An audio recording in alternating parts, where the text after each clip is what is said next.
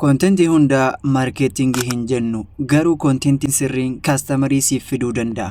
Kontentii maarkeetingii jechuun kontentii nama fayyadu, nama barsiisu, rakkoo namaa furu uumuu fi qooduun awudiinsii ijaaruudha. Fakkeenya Hikmaa Stuudiyoon vookaaliin kee maaliif qulqulluu hin dhaga'amu jechuudhaan viidiyoo hojjechuu danda'a.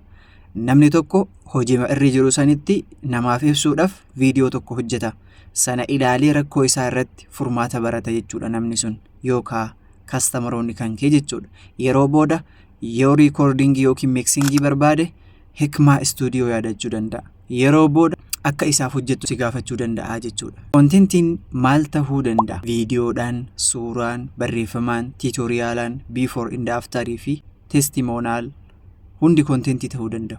Kanaaf kontentii maarkeetingii jechuun waan jiru hunda maxxansuu osoo hin taane awudiinsii keetiif vaaliyuu kennuudha. Kutaa itti aanu keessatti CO maal akka ta'e ilaalla. Follow godhi.